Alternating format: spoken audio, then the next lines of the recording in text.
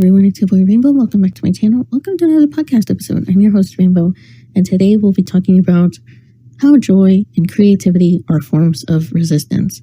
But before we begin, make sure to like and subscribe. I want to start off with the inspiration behind this episode, which is the Palestinian resistance has been going on for a long time. I know that the one that we are aware of, at least through technology nowadays, is the one that happened on October 7th and is still ongoing. But this conflict has been going on for decades.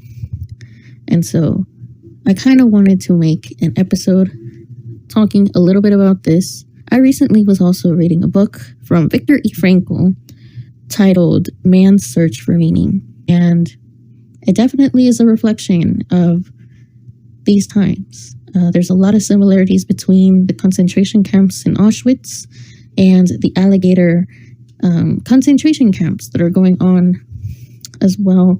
And I thought that this was a book very relevant to today's time. So I thought I would try to talk about a little bit of the survivors of the Holocaust in World War II and how it applies to the Palestinian resistance going on at this time. That being said, if you guys would like to help the Palestinian resistance, but if you're struggling financially, do not worry.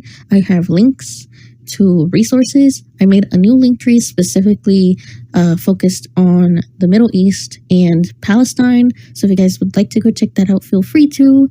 I have that on my link tree. It's the very first link. It has a bunch of resources there. So feel free to go check that out.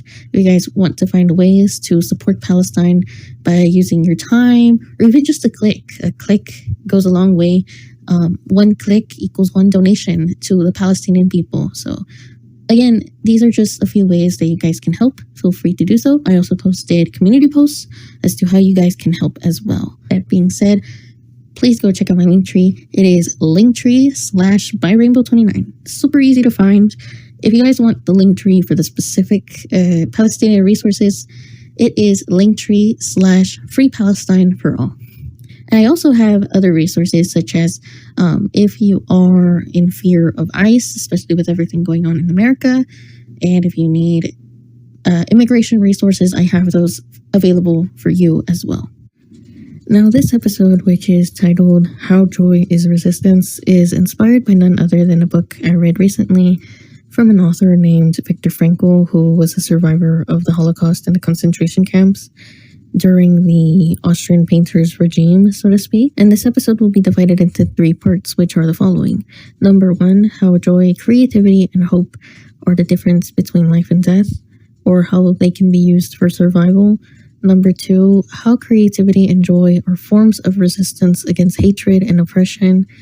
Number 3, how helping others, your community, and being generous can lead many to live and survive the longest, versus how greed leads to self-destruction.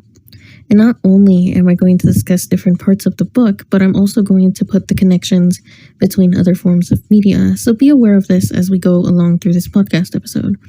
Now, the first section, which we are going to talk about, is how joy, creativity, and hope are the difference between life and death. So in Victor Frankl's book called Man's Search for Meaning, Dr. Frankl was forced in a very horrifying situation. He was forced into a concentration camp. And to those of you who are unaware or do not know of the history of the Holocaust, feel free to look it up. But it is a very terrifying time for the Jewish people, because people who were Jewish were taken and forced away from their homes and put into concentration camps, similarly to what is happening now with the ICE raids. Immigrants are now being forcibly removed from public places, their homes, and put into Alligator Alcatrazes, which is just another form of saying concentration camp. But obviously, they won't tell you that, so it's very interesting how there's a lot of similarities. But without further ado, let's discuss this book. Now, how Frankl was able to survive the horrors of the concentration camps was finding ways through joy, finding little ways to be happy as well as grateful, and finding hope even in the darkest of places or in the harshest circumstances. So one example is early in the book, when after Frankl and the other prisoners were taken to a concentration camp, they were forced quickly to give up their possessions and undress completely. failure to do so would cause them to get beat up by the soldiers.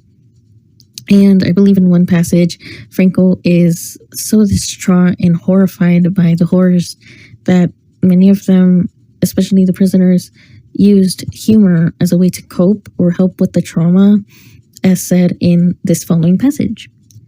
After time, we heard the lashings of the strap and the screams of tortured men. This time, it lasted quite a while. Thus, the illusions some of us held were destroyed one by one. Then, quite unexpectedly, most of us were overcome by a grim sense of humor. We knew that we had nothing to lose except our lives. When the showers started to run, we all tried very hard to make fun, both about ourselves and each other. After all, real water did flow. So what he was trying to basically imply in this passage was that he was really grateful that he was put in a concentration camp that did not have a gas chamber like Auschwitz.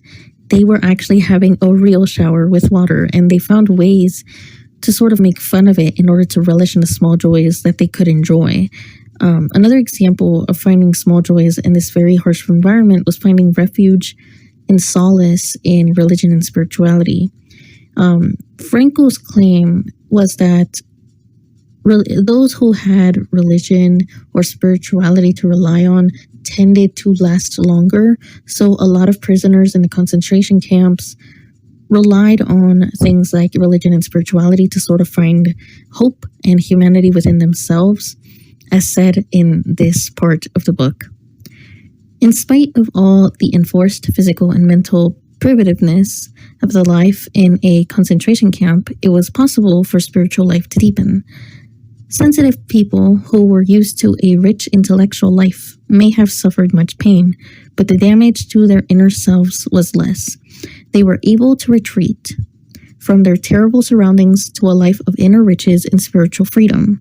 Some prisoners of a less hardy makeup often survived camp life better than those of a robust nature.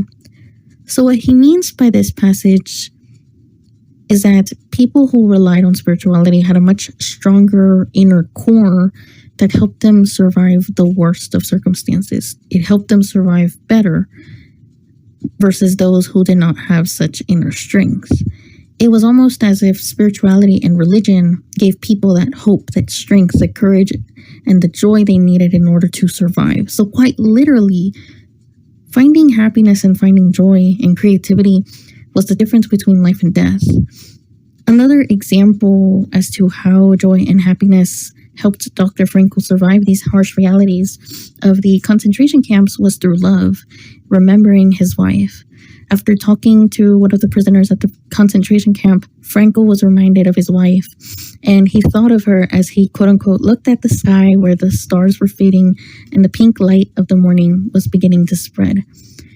But his mind clung to his wife's image. He heard her answering him, he remembered her smile, her look, her eyes, and he said the following, which was really sweet and really puts into perspective how much mental strength it requires for someone to really reflect upon their suffering. The truth is that love is the ultimate and highest goal to which man can aspire to. Then I grasped the meaning of the greatest secret.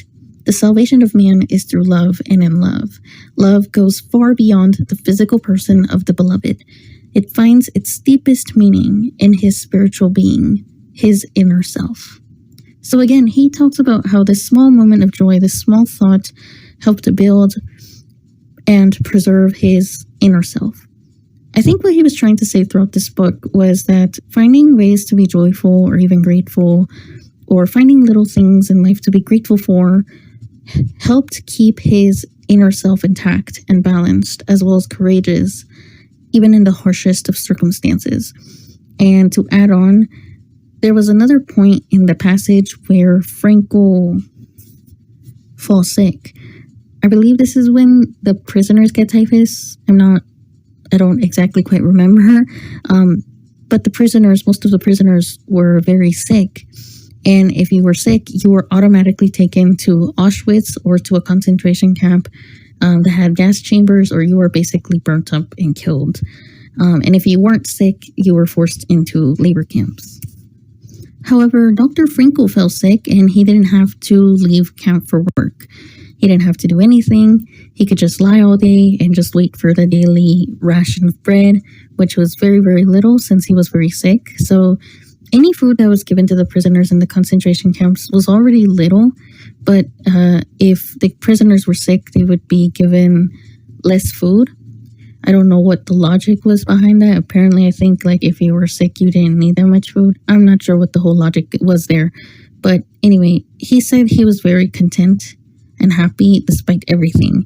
He was able to enjoy how he was able to get rest and how he had a day off. This passage itself is very powerful, so I'll read some of it since it's pretty long. We were sick and did not have to leave camp for work. We did not have to go on parade. We could lie all day in our little corner in the hut and doze and wait for the daily distribution of bread, which of course was reduced for the sick, and for the daily helping of soup, watered down and also decreased in quality. But how content we were, happy in spite of everything. While we cowered against each other to avoid any loss of warmth and were too lazy and disinterested to move a finger, we still heard shrill whistles and shouts from the square where the night shift had returned. An exhausted comrade, covered with snow, stumbled inside to sit down for a few minutes, but the senior warden had turned him out again. It was strictly forbidden to admit a stranger to a hut while the checkup on the man was in progress. How sorry I was for that fellow, and how glad not to be in his skin at that moment, but instead to be sick and able to doze in on the sick quarters. So I already talked about what went on in this passage, but as we can see, Frankl's harsh reality and harsh life in the prison somehow forces him to find the strength and optimism to enjoy even the smallest of moments of joy within that concentration camp. It's not that he himself enjoyed the conditions of his life. No, he was trying to survive. Finding joy was a surviving mechanism for him. And he found small moments of joy or gratitude, such as, having the ability to rest. And he was trying to remain grateful for things like this because it was a tool for survival. But throughout the book, he talks about how inner strength, finding that hope, finding that strength and courage can give man meaning. Life becomes meaningful when you give it meaning. And later in the book, he talks about how suffering has purpose and suffering has meaning. And a passage that pretty much sums up this point that I'm trying to make is from this following passage. An active life serves the purpose of giving man the opportunity to realize values in creative work, while a passive life of enjoyment affords him the opportunity to obtain fulfillment in experiencing beauty, art, or nature. But there is also purpose in that life which is almost barren of both creation and enjoyment, and which admits of but one possibility of high moral behavior in man's attitude to his existence, an existence restricted by the external forces. A creative life and a life of enjoyment are banned to him, but not only creativeness and enjoyment are meaningful. If there is a meaning in life at all, then there must be a meaning in suffering. Suffering is an ineradicable part of life, even as fate and death. Without suffering and death, human life cannot be complete. The way in which a man accepts his fate and all the suffering it entails, the way in which he takes up his cross, gives him ample opportunity, even under the most difficult circumstances, to add a deeper meaning to his life. It may remain brave, dignified, and unselfish. Or in the bitter fight for self-preservation, he may forget his human dignity and become no more than an animal. Here lies the chance for a man either to make use of or to forego the opportunities of attaining the moral values that a difficult situation may afford him, and this decides whether he is worthy of his sufferings or not. So what he is basically saying is that suffering can also give life meaning. Instead of letting suffering control you completely, what he does is tell people how you can turn that suffering into a challenge that you can overcome or a lesson for growth. How you can turn that pain into power, basically. And it's interesting to see his approach in this, because when we think of suffering, we think how helpless we are or we can't do anything. But finding those little small moments of joy, of gratitude, can help people survive and can help people maintain that hope in humanity and give people meaning. Another thing that he mentioned in the book, this is in multiple passages, which is why I won't be quoting exact quotes, but throughout the book, one of the main claims that he makes is that people that survive the longest are usually the ones that have the biggest inner strength, but the only way that you can develop that inner strength is if you find ways to keep yourself hopeful, optimistic, and joyful. So take, for example, the Palestinians. We understand that a lot of the Palestinians are being B-worded and erased off the map right now. And, despite all of this, a lot of the Palestinians are remaining hopeful. They remain faithful. They remain strong. I remember earlier on when we heard of the attacks and the conflicts for the first time, one of the things that many Palestinians did, there was a TikTok I saw about this. I don't know if that TikTok is still up. I remember seeing Palestinians dancing to their anthem, which is Ana Dami Falastini, which is translated to My Blood is Palestinian. And it was an anthem of resistance for the Palestinian people. And this song brought, I guess, a bit of joy and a bit of courage for all of us, not just the Palestinians, but for the world as well.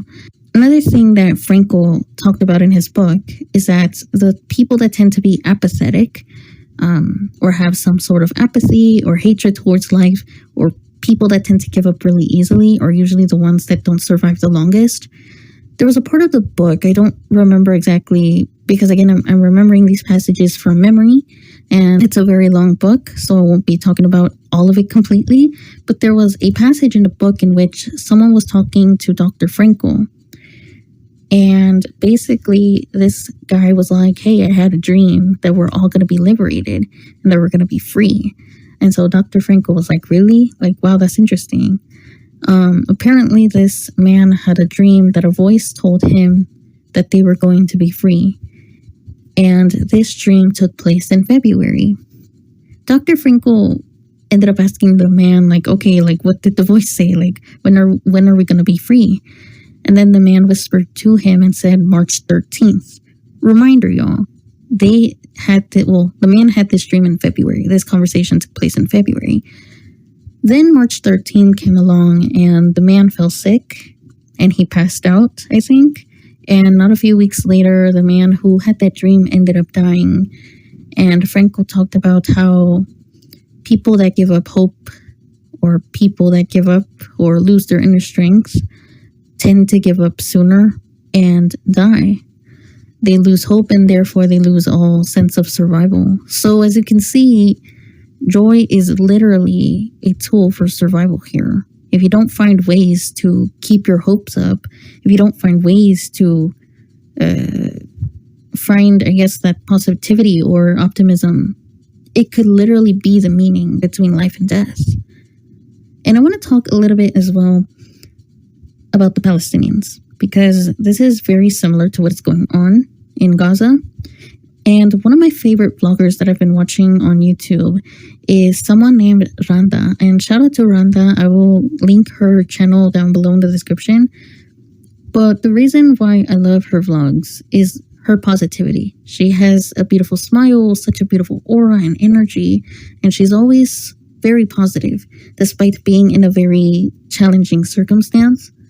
And despite being in Gaza, she doesn't give up her studies. She is self-taught. She uses her resources. She is very resourceful, very creative. She has this incredible knowledge. And she has just this amazing positivity. And it's just so encouraging and admiring to watch. There was also a vlog that she made where she made bread from pasta. So, in these circumstances that are very extreme, when you're in these circumstances, they sort of force you to be creative. And like I said before, creativity and joy, as well as, creativity and joy can be the difference for survival, right? And it's very interesting to see how these things come into play, especially in these very extreme circumstances. But I also want to say, the reason why I'm also talking about Randa is because she's a very good example of how positivity can help you survive for so long. And Randa, I'm not sure if we're going to watch this, but I wish you the best of luck. She's currently taking finals right now. Inshallah, you'll do well and you'll pass all of your finals and all of your tests, inshallah. You and your family will remain safe. And thank you so much for doing your vlogs and spreading your positivity. And I'm sending all of my blessings to you and your family. And for those of you watching right now, if you guys want to help out Palestine but don't have the money or the resources to do so, one of the ways that you can do so is by watching her vlogs. Literally watching her vlogs make her gain money so that she and her family can survive and get the basic necessities and food to survive. But if you do have the resources to help out, she has a GoFundMe, which she is collecting money in order to evacuate Gaza. So again, if you guys want to do that, link is in the description, but I also have a separate link tree dedicated to the Palestinians.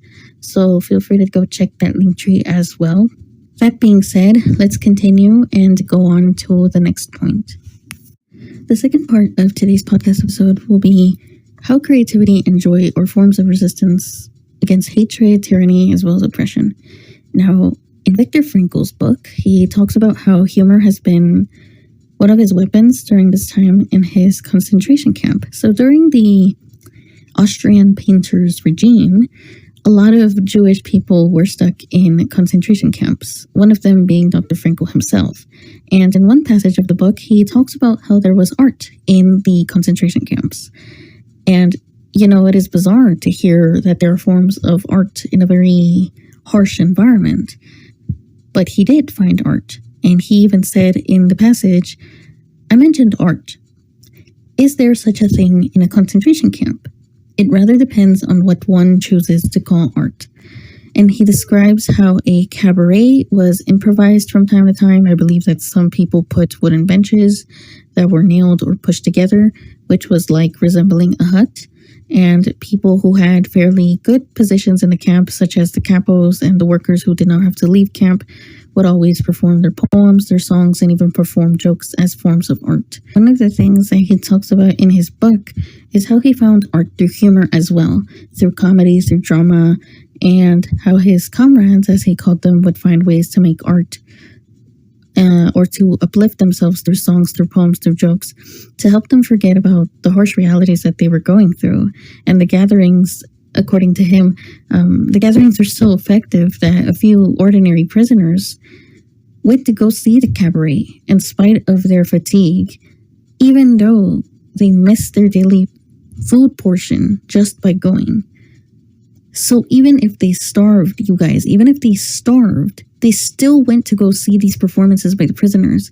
Because again, joy and creativity were forms of survival. It sparked something in them, which was humanity. It sparked humanity and courage within them. And when you're watching something that is joyful, right? Or when you're seeing your favorite show, something that you enjoy, or when you see people celebrating, you want to forget all of your sorrows, right? So you want to forget everything that's going on. And that's how he saw art. It was a form of resistance against hatred, against this tyrannical regime, right? They improvised, they got creative. And again, art and creativity not only helped them find joy in the smallest moments, but also helped them survive the harsh conditions of the camp as well. So not only was art a form of resistance, it was also a form of survival. And later on, I believe in the passage, he also discovered that humor was a semblance of art, and even taught of his comrades to say action, action, as they were improvising, operating on an abdomen or something like that. So they would make fun of enacting in operations on people as a way to sort of laugh or find humor. He even said humor was another one of the soul's weapons in the fight of self-preservation. It is well known that humor, more than anything in the human makeup, can afford an aloofness and an ability to rise above any situation, even if only for a few seconds. So he used art and humor not only for survival, but as a way of resistance, fighting against a regime that wanted to strip them of their humanity. Art and humor basically helped them preserve that humanity. He talks about the fight of self-preservation. What he means is preserving your humanity, who you are at your deepest core. Because what this tyrannical regime tried to do was strip them of their humanity, the very thing that keeps them alive, right? So preserving your humanity is the way to fight against the oppression. It is a way of resistance. Art allows for humanity to be expressed. This part of the book is exactly why oppressive regimes hate creativity and joy. This is why fascist governments hate artists, because artists have always shown humanity. They have shown the beauty of life. They have shown the beauty of the human kind. They've always had freedom of expression, which is something that oppressive regimes and tyrannical empires hate because they want control.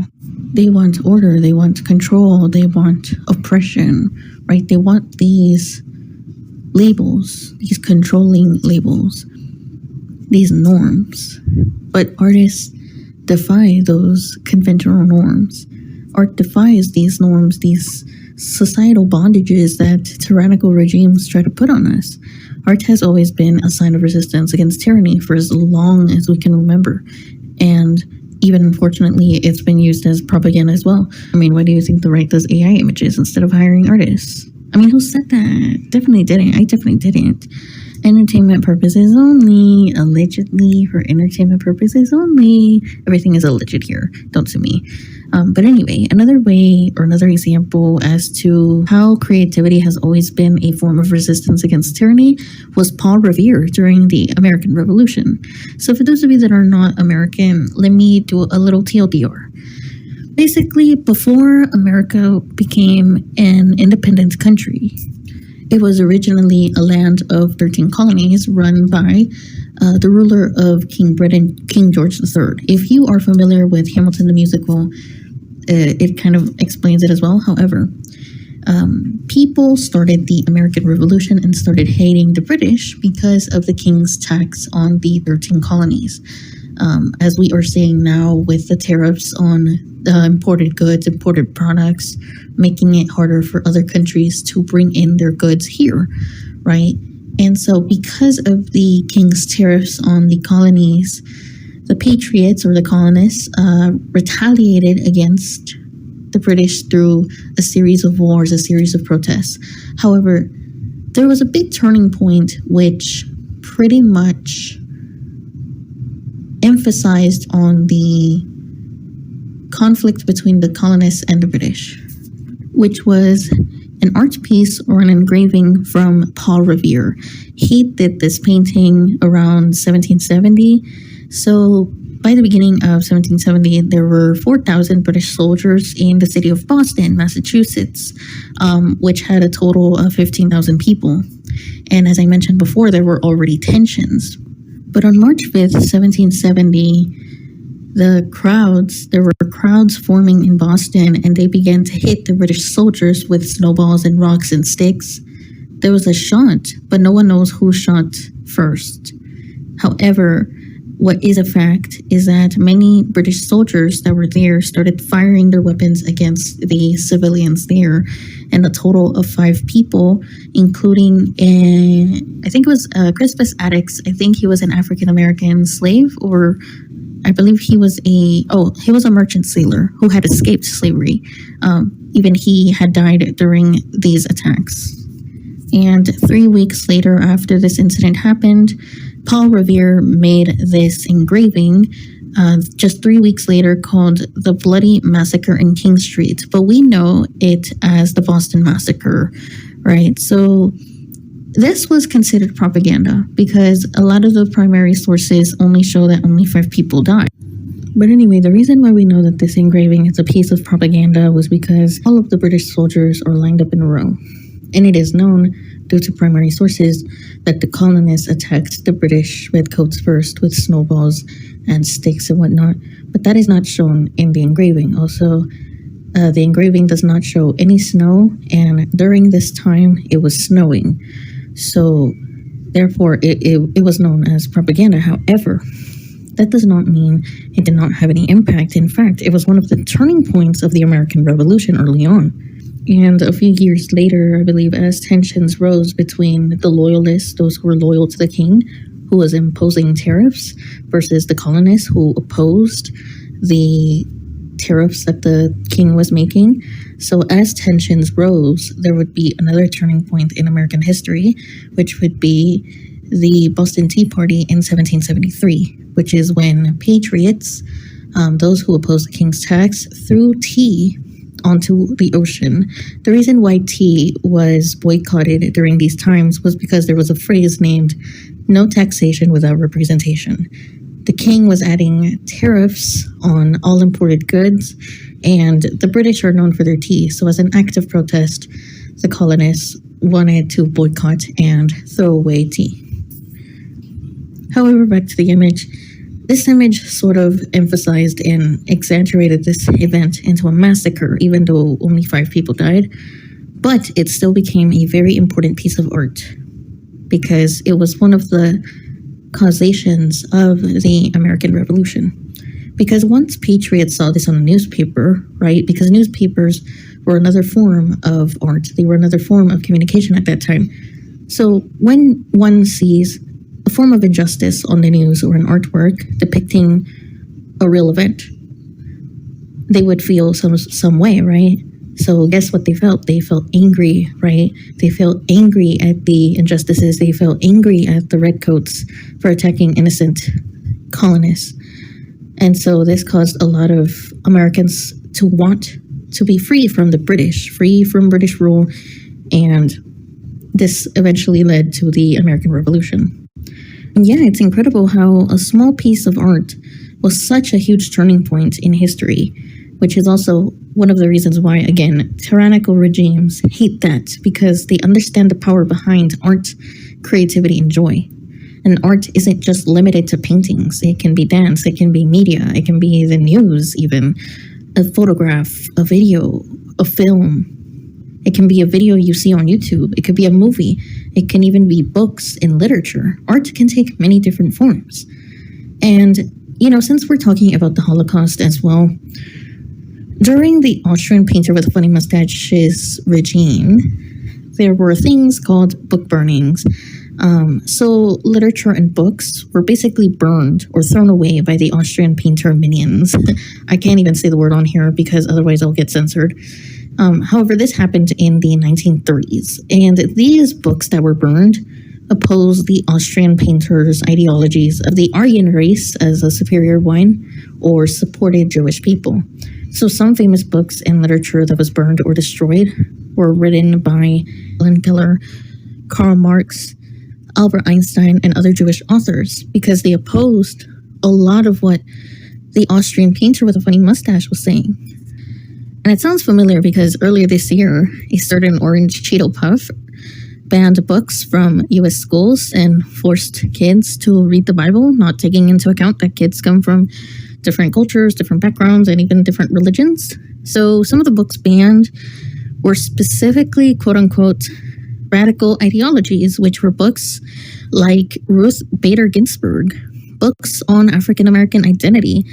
There was even a book that I remember that was banned.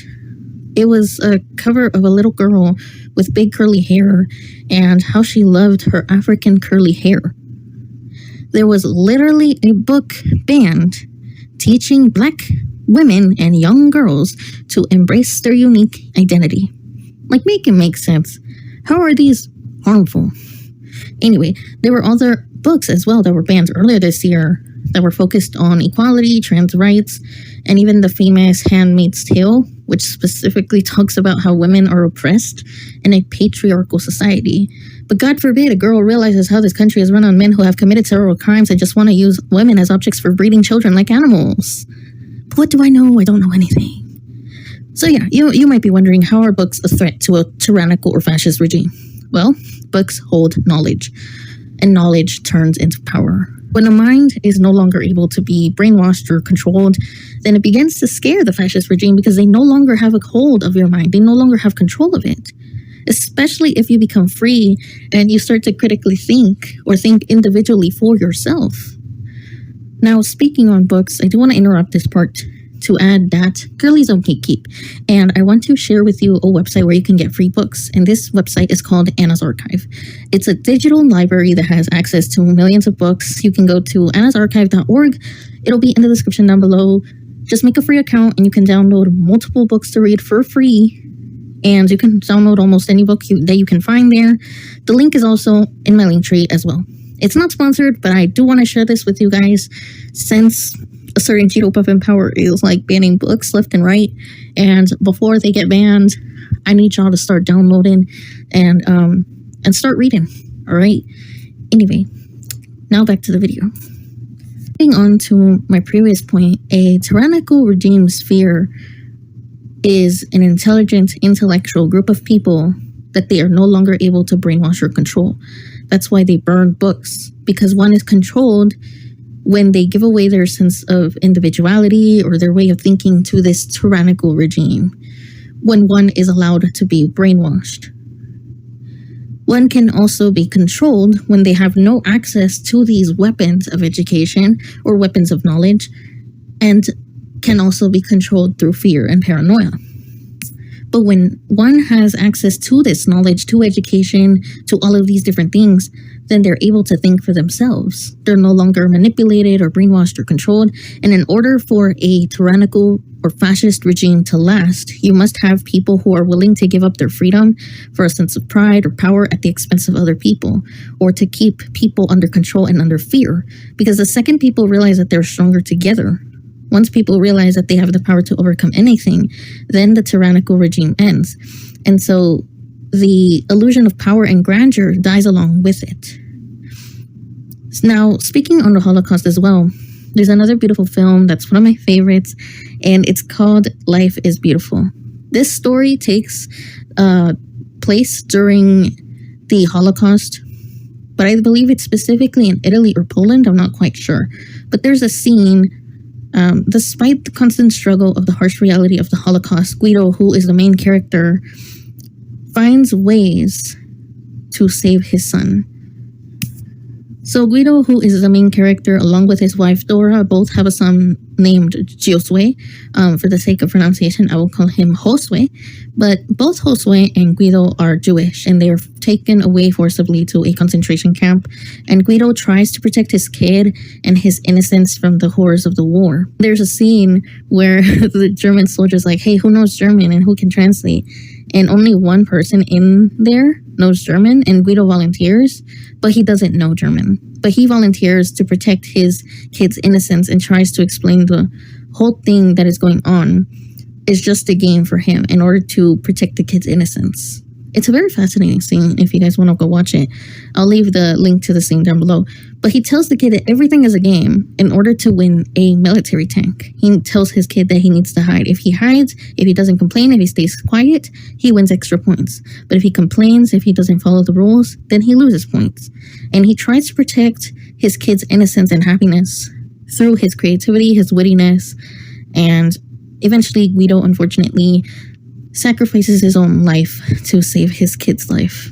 It's very sad, but it also talks about how, despite the harsh realities of the concentration camps and the moments cherished, there's still small moments of joy that people such as Guido could relish, and his sacrifices to protect the kid's innocence.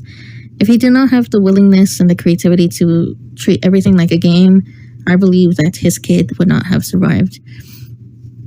And this example also ties in with the first point, which is how creativity and joy are tools for survival. Now, I want to talk a little bit about the history of the Palestinian conflict. I believe we're all familiar with the conflict that happened on October 7, 2023. However, this conflict has been a struggle since 1947, you guys. It's a decades-long conflict.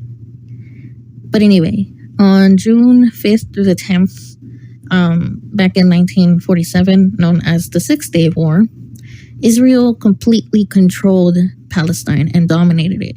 And many Palestinians were made to leave their homes, unfortunately.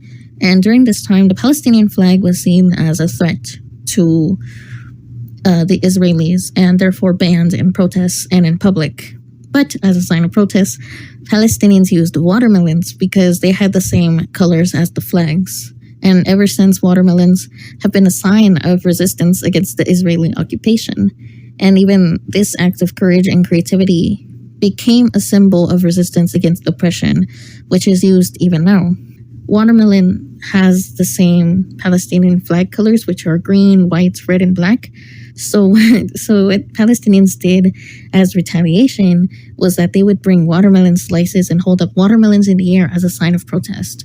So this form of art was a sign of resistance against this tyrannical regime. And it was a very powerful symbol, which is still used today. Another form of art as a sign of resistance was the famous song called Ana Dami Palestini, which translates to My Blood is Palestinian. It was used as a protest and as an anthem for the Palestinian people. And this is why certain corporations who are pro-Israeli took the song down, because God forbid we enjoy a banger, right? But yeah, no matter how many times they tried to silence the song, people found ways to make covers of it, and people found ways to make songs about Palestine. So no matter what they did to try to silence the song, they couldn't. Even though the song was banned for a little bit, and they tried to ban it, they couldn't. So it was, how do I say this? It's like when you plant a seed, then you try to bury the seed thinking that it's going to die, but it only grows even further. And then it grows into a tree, and then that tree gives fruit to even more fruit that has seeds. And like it's impossible to destroy all of the seeds in that tree. That's just an analogy that I could use in order to describe what happened here. Yeah, so when you try to silence or ban something, you're just going to spread it even more, because people, that's the fascinating thing about humanity, is the human mind becomes curious, like, why is this banned? Let me go see what this is.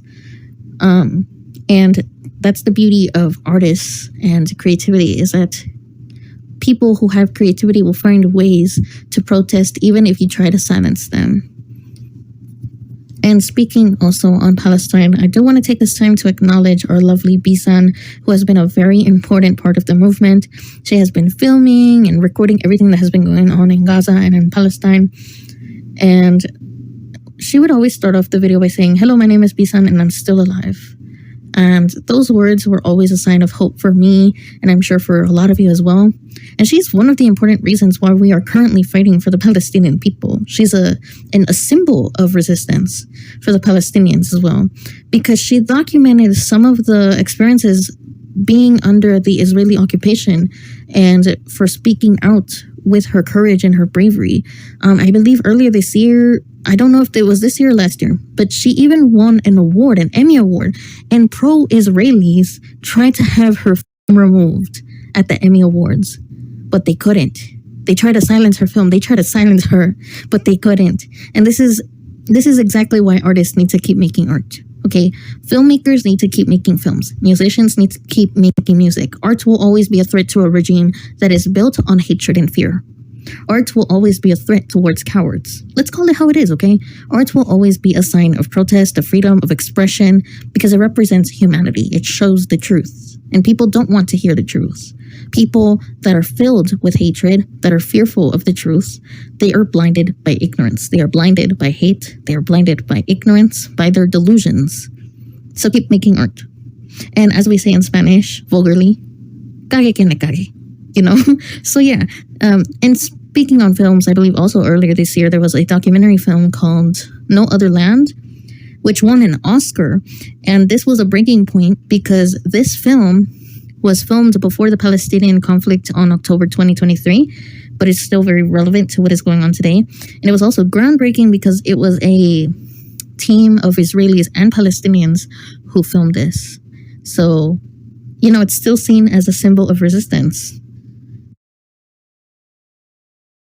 And this film was also threatened. I remember seeing a trailer or a clip of the film in which the IDF tried to turn down their cameras from filming them because they know that media is seen as a threat to those who enact violence, such as the IDF, right? You know, whenever you record a video. That's why, you know, also ICE. It's so interesting how the IDF and ICE have similar things, but the IDF has tried to not be recorded because they know that you can be recognized by your face, and they don't want to take accountability. ICE officers, whenever they are being taken pictures of, they have their backs turned towards the cameras because they know that they will be held accountable if they show their face. That's why ICE officers have covered their entire faces with cloths, with vests, that way so that you don't identify them, right? Because a person who is a bully is afraid of being exposed, is afraid of the truth, and is afraid of being called out for his actions. They know that what they're doing is wrong. Because if you know that what you're doing is not wrong, then why fear? Why be a coward? Why are you afraid of a camera? Why are you afraid of the truth? So that means you know that you're guilty for doing something wrong. You know that you're a bully. You know that you're doing something wrong. Why are you afraid? Because a person who speaks the truth like I'm doing right now is not afraid. A person who speaks truth and is focused on the path of dharma or righteousness will always be protected and knows that the truth will always remain the truth. And people who speak the truth are not afraid. They have courage. But people who are bullies, they are scared. They are built on fear because that fear stems from hatred. Also, another example of how art can be used as a weapon of resistance is the Hunger Games. So if you guys don't want to hear any spoilers, feel free to skip this part. But in the Hunger Games, and I believe this was the second movie or the book called Catching Fire, where all of the victors were thrown into the arena again. And this was basically illegal because once you won, you didn't have to participate again. But anyway, Katniss and Peeta were selected for the Quarter Quell. And when they are performing for the game makers to show off their skills, I believe everybody protested against the Hunger Games. And as a sign of protest, Peeta draws Rue on the ground as a protest against the Hunger Games. And Katniss takes a more grotesque approach and as a representation of the past game maker of the Hunger Games, Seneca Crane, and is hanging and all bloodied up, basically representing like an FU to the system. And even during the same movie or the same book, when they were interviewing the tributes, Katniss was forced to wear a wedding dress from President Snow because the whole act of marriage was just a performance of survival for both Peeta and Katniss. But Cinna, who is Katniss's designer, or the designer for District 12, turns Katniss's wedding dress into a mockingjay, and the mockingjay became a symbol of rebellion against the Capitol and against the regime of President Snow. And because of this, President Snow him afterwards, knowing that the mockingjay can be a symbol of rebellion, and to destabilize Katniss or to sort of quell or silence any sort of representation of the symbol. But it fails because we end up knowing that the Capitol ends up being destroyed. Now, I do want to talk about more on the current events, specifically memes. Memes have been another form of art and expression in our current modern culture. So we've seen memes that are made of certain movies or certain films, because humor is just the way that we tend to express ourselves, especially Gen Z. I mean, we've seen it with Squid Game, we've seen it with the Hunger Games, we've seen it with any sort of form of media. We try to make memes of everything. And there was a story from a person who was from Norway, or a Norwegian person. He literally got deported from the US simply by having a meme of JD Vance, which is the one on the screen. Surely no one would use this as a profile picture. Surely nobody would post this on social media. Definitely not. But anyway, memes, as I've said before, have always been a form of creative expression, such as being against the regime, like we're seeing now. we make memes as a way to sort of protest what is going on or to express how we feel. And memes have always been a form of art, so to speak, especially in today's age and culture. Another story of a Palestinian that I want to give a shout out to is Uncle Tito. His real name is Mohammed, but his stage name is Uncle Tito. And he is actually someone that brings joy and laughter and happiness to the children of Gaza. So if you guys would like to donate to him or send him eSIMs, feel free to go check out his Instagram. This is his Instagram as well as his WhatsApp. Please reach out to him there if you guys can. But anyway, the reason I want to highlight this is because he's a perfect example of how Frankl, in his book Man's Search for Meaning, uses humor and joy as ways to survive. And similarly, Uncle Tito has been a tool for survival for these Palestinian children. You know, despite the harsh realities that they're facing, he is still doing his mission to bring joy and laughter and smiles to children's faces to help them forget the harsh realities of the world. And he also reminds me of the previous example that I talked about, which is Life is Beautiful, right? How Guido, the main character, protected his child by turning the concentration camps in the Holocaust into a game to win a military tank, right?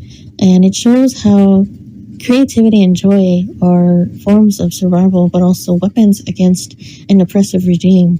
Because as I mentioned earlier in Victor Frankl's Man's Search for Meaning, the way that these tyrannical and oppressive regimes win is if they strip people of their humanity, is if they separate people so that they don't stand united. But the second people stand united and they realize how powerful they are as a collective and as a group, then the regime has no chance to survive.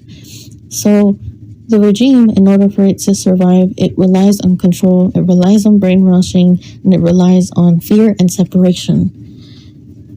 And also numbness, right? Like making people lose their humanity so that they become full of greed and they become evil, so to speak. Which brings us to our next point, which is that those who have humanity, help others, or establish communities tend to live longer than those who only help themselves due to greed, which tend to die earlier. And so we see some examples of this in Victor Frankl's book. So earlier in the book, Dr. Frankl is working, I believe, by fixing railroads. I don't exactly quite remember.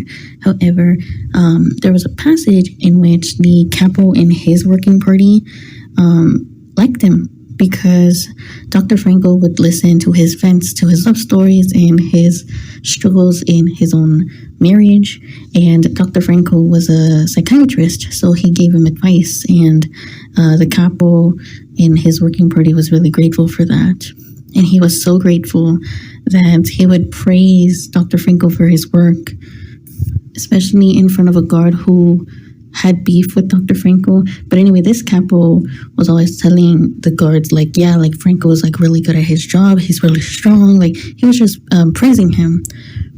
And the reason why I mention this is because it shows how helping others can be the difference between life and death. It can literally help you survive. The fact was that had he not listened to the capo about his marriage troubles or listened to him vent, he would not have saved Dr. Frankl's life when the time came. And that's what helped Dr. Frankl survive, was his compassion and helping others, right? If he had not listened to the capo's troubles, he would not have been favored. And also later on in this passage, he had been appointed physician for the capo, which granted him first row privileges. So they would line up prisoners in rows. If you were in the first row, you were basically safe from being beaten or by being put in an awful job. But if you were in the last rows, you were pretty much beaten to death and taken to another concentration camp or whatever the case may be. And I think at one point, this capo also smuggled him to another work party to save his life. So it really shows how even a small act of kindness can go a really long way. And I'm going to also share another passage.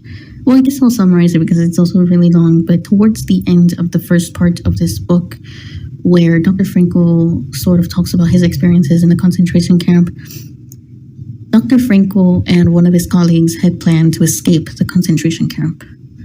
And they were getting ready by basically volunteering to dig up the bodies on the ground of their dead prisoners.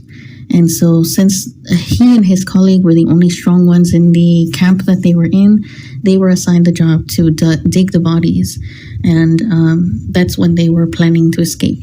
So they grabbed their what they needed, so food and a small bowl. I remember Dr. Frankl even smuggled like some notes that he had written trying to recover any knowledge about his psychiatric works.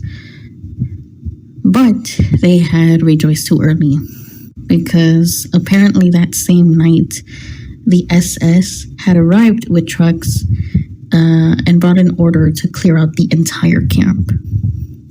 And so any remaining prisoners of the camp would be taken to another one. They would be sent to Switzerland, or so they were told. And so he and his friend, his colleague, they were desperate to get into the truck because it was said that they were going to be taken to Switzerland. So they stood in the last group, and only 13 of the prisoners were chosen to get inside of the truck. And the chief doctor counted out the 13 prisoners and had omitted both Dr. Frankl and his colleague. And both of them were really shocked because they were like, dude, like we wanted to get into this truck because it was believed that when you got in the truck, you would be free. And so they were very annoyed by this. And the chief doctor was like, oh, like I was tired. I was distracted. I'm sorry. And so Dr. Frankl and his colleague were left behind at the camp, and they sat down and they just waited with the rest of the remaining prisoners. And obviously they heard gunshots at their camp. And the chief doctor ordered everybody to lay on the ground and to take cover. And then it was known many weeks later that the prisoners who had been chosen to go inside of that truck were taken into another prison or concentration camp, and they were locked and burned to death. So that part of the book was really gruesome to me, but it also shows how even a small choice or a small action can be the fate between your life and death. The reason why I also put this example in this part of the podcast specifically is because the chief doctor and Dr. Frankl had always helped each other when they were in this concentration camp. The chief doctor has done quite a lot for Dr. Frankl.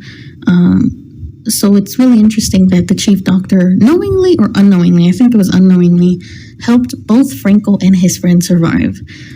Otherwise, they would have been dead and they would not have been alive to tell the story. So, yeah. But furthermore, I'm going to use more examples in media as to show how having compassion and helping others can help you survive. So an example of community forming allies or having compassion for others is in Squid Game, right? We all fell in love with the main character, Ji-hoon. Ji-hoon was like the main character of this entire series. But it's also important to know, in the first season, if you actually watched it, Ali, who was another player of the Squid Game, had Ali not saved Ji-hoon when they were playing the red light, green light game, Ji-hoon would not have survived as long as he did for the entire 3 seasons.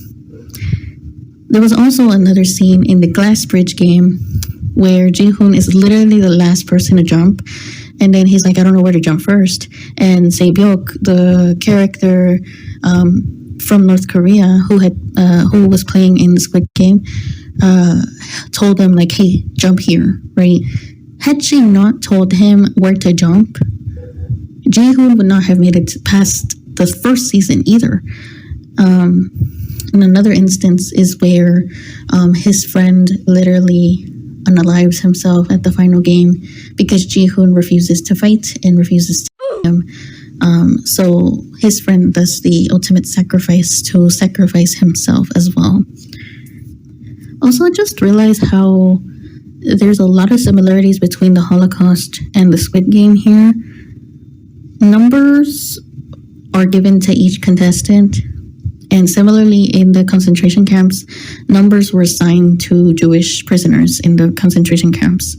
Numbers were used not only to classify the prisoners, but also to strip them and take away their humanity. So, I don't know, it's just a really interesting thing now that I'm thinking about it.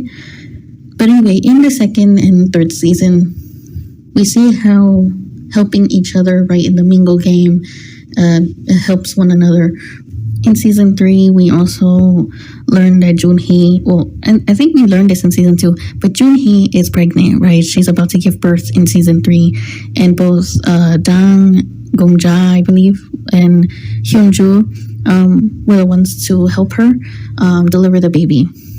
And Gongja ended up sacrificing her son in order to save both Junhee and the baby's life, which was really unfortunate. But they all helped one another, right? And even Hyunju, right, had to fight and ended up of the players that tried to get rid of them, right, just to save Junhee and her baby. And as we all know, the tragic ending of Ji-hoon at the end when they were playing the last game, Ji-hoon ends up sacrificing himself instead of the baby, ultimately saving the baby's life. And similarly, in the Hunger Games, in the first book and in the first movie, we know that Katniss volunteers and sacrifices her life metaphorically, and takes her sister Prim's place in the Hunger Games to protect her sister Prim.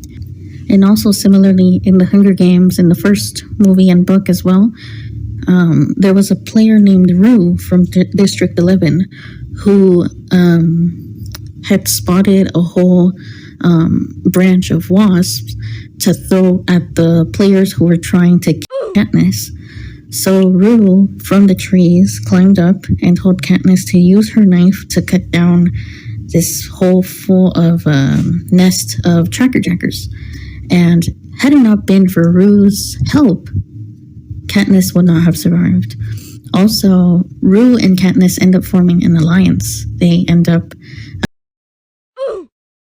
the entire material of the other careers or the other tributes. And also Katniss ends up giving like her, I think it was rabbit meat or chicken, I don't remember exactly, but she ends up giving some of her food to Rue. And because of her help and her allyship with Rue, even though Rue unfortunately passed away, District 11 gave bread to Katniss in order to survive the rest of the Hunger Games. So again, it really shows how small acts of kindness and sacrifice can help you at your worst times. It's sort of like when you help somebody, right, at their lowest or when they need help. Then the second when you're at your lowest, that person out of nowhere will come and protect you or save you or give you what you need at that given time. So what goes around comes around is the whole point of this point. And we also see this in our current events, right? So for those of you that are not living in the US, there's something called ICE. And ICE is an organization run by the government that is trying to round up legal, let me emphasize on the word legal, legal immigrants that are basically here for a better life, that had become naturalized citizens legally and literally went through the judicial processes to become a US citizen. But unfortunately, this organization run by the government is run by none other than racism as well as hatred towards immigrants and non-Americans. And It has been raiding certain places. It has been raiding beaches, public places, restaurants, and stripping people of their constitutional rights. And because of this, people have been making communities and grassroots movements to sort of let people know what their rights are. I even have resources on my link tree if you guys are interested in knowing how to protect yourself during this time. But a lot of people have been sharing like, hey, we've been spotting ICE here. Hey, we've been spotting ICE in our neighborhood. Hey, ICE is in this neighborhood XYZ, right? And it's because of how people help one another in these communities that we have been able to protect ourselves and survive. It is through helping each other that we're able to survive the longest. Because when you're alone, when you're isolated, when you're greedy, when you're selfish, you don't. And also similarly, the reason why we have been fighting for Palestine is because we are witnessing a genocide. Okay, I cannot say the full word here due to censorship, but we have been witnessing a genocide for a long time now. And we have been making fundraisers. We have been spreading awareness. We have been making resources to educate people on why they should be on the Palestinian side. We have been making songs. We have been making videos. We have been using TikTok audios and TikTok filters to donate that revenue to Palestinian charities, right? It's amazing how when we are all together as a collective and as a community, how much impact we can make on the world. But if you stay silent, you don't do anything. And if you're greedy and you're selfish and you don't care about these issues, guess what? That help is not going to arrive. And this brings me to my third part of this podcast episode, which is how greed and selfishness never leads to survival, but rather self-destruction. In Squid Game, in the first season, this guy, I forgot what his name was, but this guy at the end, when there's a glass bridge, he betrayed the woman that he was with before, I think it was a marbles game, and he ended up being unalived on the glass bridge.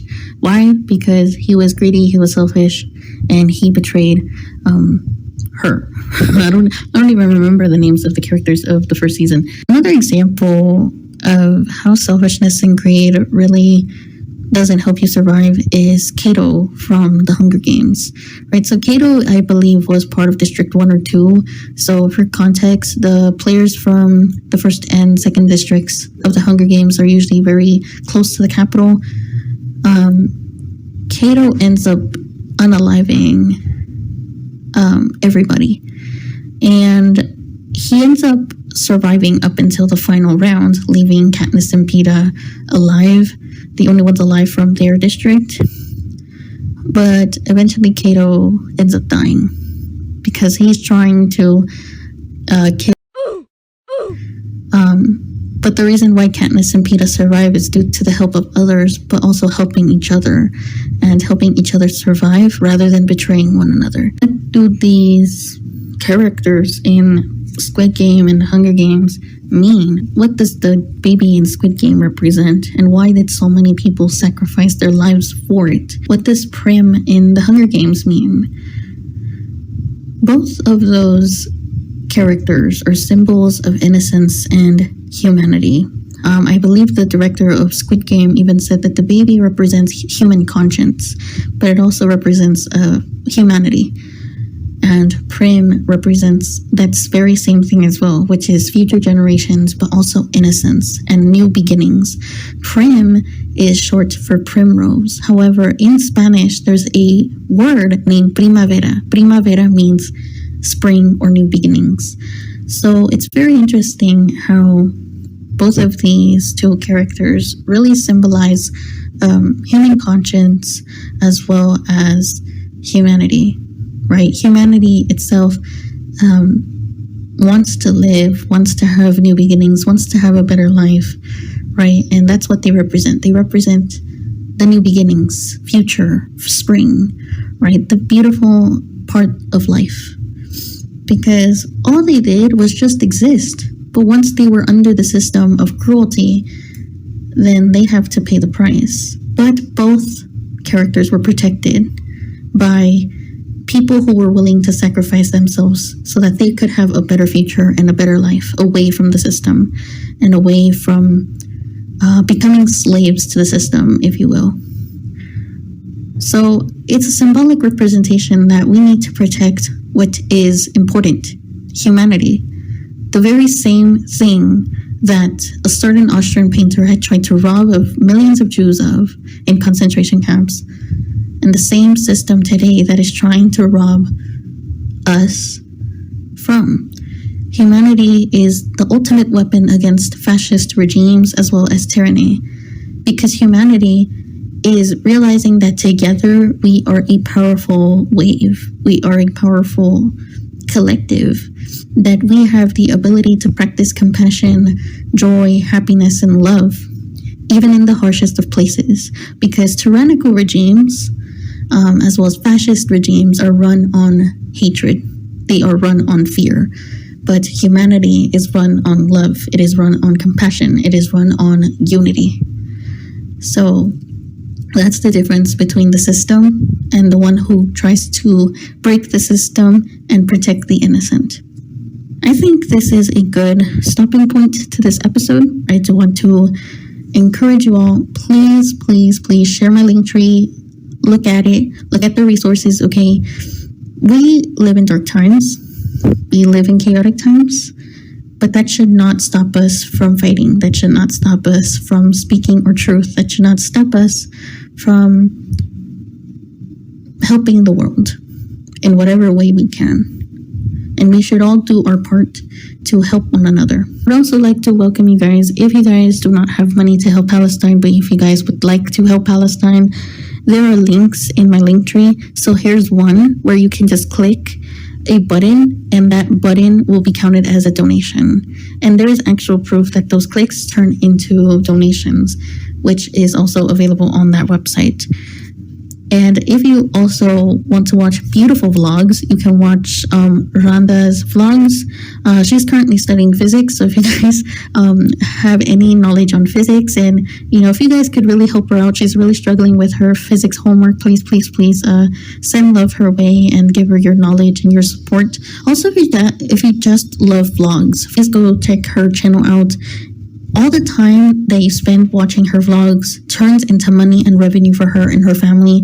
So even just watching a vlog and interacting and sharing does a lot for her channel. So comment, make sure you interact in all the ways that you can. Also, there's another Palestinian named Amir. Amir is actually doing a water donation drive to donate water to Gaza. And we need your help. We need you guys to go check out his channel. Donate if you can. If not, watch his videos. Watching his videos, again, gives him money to help the people of Gaza drink water and get basic necessities. There's also another person named Yusuf. Please go check out his vlogs as well. He is also in Gaza. Again, watching his vlogs does a major difference for him and helps him survive in the Gaza Strip. So again, if you guys want to go check out those channels, feel free to. There are other channels in the Palestinian link tree that I made that could help Palestine as well. So feel free to check those resources out. I think that's it for today's episode. Thank you so much for watching. Please do that if you can. And thank you so much for listening. Until next time, peace and love out.